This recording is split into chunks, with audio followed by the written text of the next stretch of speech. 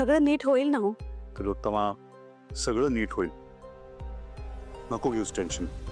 या आधी सुद्धा कठीण निर्णय घेतलेत मी, पण त्यावेळेला एवढे अस्वस्थ कधीच नव्हते. म्हणतात ना, there is always a first time.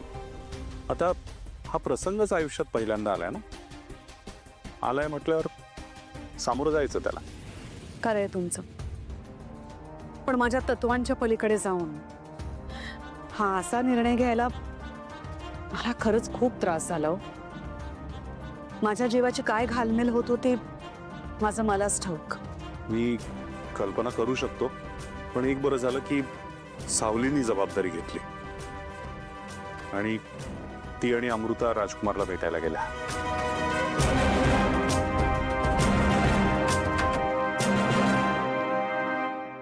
काय ग, काय झालं? अमृता, काय म्हणाल राजकुमार? त्याला आनंदच झाला असेल ना तुम्ही त्याला भेटायला गेलात म्हटल्यावर. त्याला त्याच्या चुकीची जाणीव झालीये का? त्याला काही पश्चाताप वाटतोय का?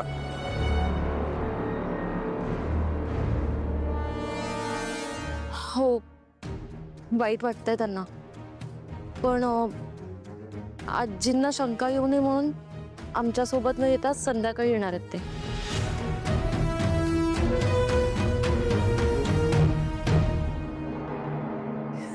खूप धीराची आहेस तू, पण एक गोष्ट लक्षात ठेव. तुझ्या आईच्या नात्याने मी सांगते, राजकुमार इथे आल्यानंतर त्याच्या कुठल्याही चुकीच्या गोष्टींचं समर्थन तू करायचं नाहीस.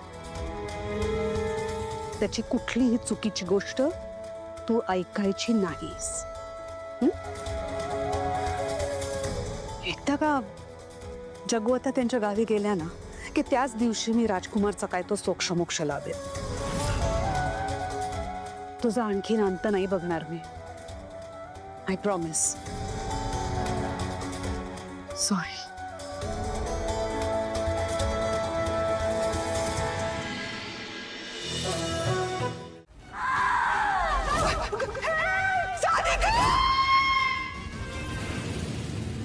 नील आणि सानिकाचं खरंच इंकावर प्रेम होतं, पण तिलोत्तमाबाईंनी नकार दिल्यामुळे नीलनेही माघार घेतले.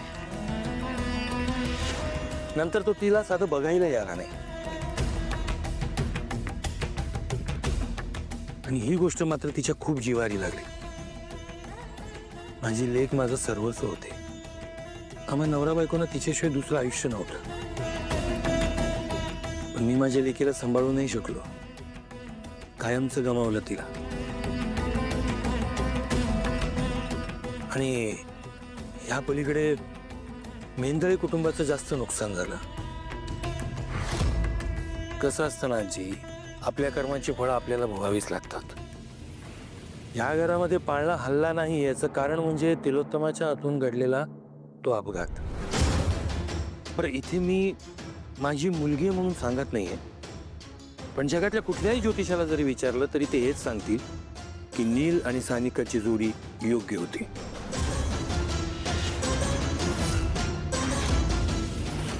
माझ्या सानिकाने नुसता संसार सांभाळला नसता तर या घराला भरभरून दिलं असतं.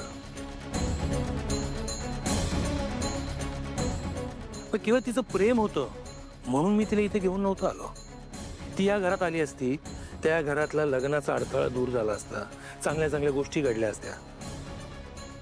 पण आता त्याच्यावर कोणाचा विश्वास बसेल की नाही मला नाही माहित.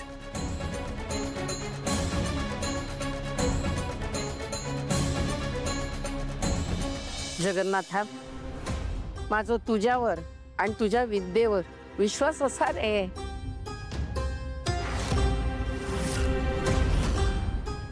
पण तिळू बरोबर तू जे वागलंस ना, तर काय बरोबर नाही. निव्वळ सूड उगवायचो म्हणून तू माझ्या रंग्याच्या आयुष्यात ही अशी पोरगी आणलंस. किती आहे हा? अशी म्हणजे? अगं बावन कशी सोनं येते की असं बोलून तिचा अपमान करू नको. मी तिला जेव्हा पहिल्यांदा बघितलं ना, तेव्हाच मी तिला माझी मुलगी मानलं होतं. कदाचित मी माझ्या कामात यशस्वी झालो नसतो, पण तिच्या आयुष्यातला राजयोग तोच तिला या घरात घेऊन आलाय. आणि त्यावर सांगायचं झालं अजून महत्वाचं, तर माझी सावली सारंगची आयुष्य रेखा आहे.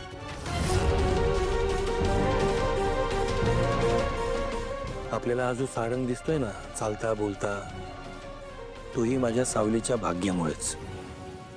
जगन्नाथ बास, आता काय वाटेल ते बोलू लागलायस तू. तू गप गो. तुझ्या डोक्यात त्या रंगाचा जा काय खूळ असा ना, ता पहिला काढून टाक. अगो, ज्या मातीत आपण जन्मलो त्या मातीकच इसरूचा.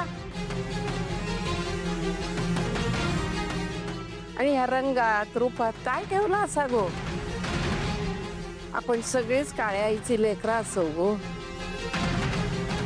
मग ते ऐक ना करूचा. हा, जगन्नाथ, एक गोष्ट लक्षात ठेव रे. माझे डोळे मिटूच्या आधी ना माका या घरात पाळणो हल्लेलो बघूच असा.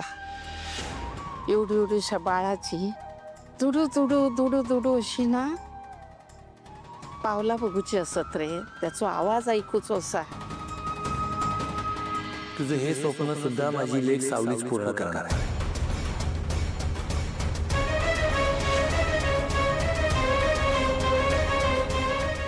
त्यामुळे ही पूजा सावलीला करू दे.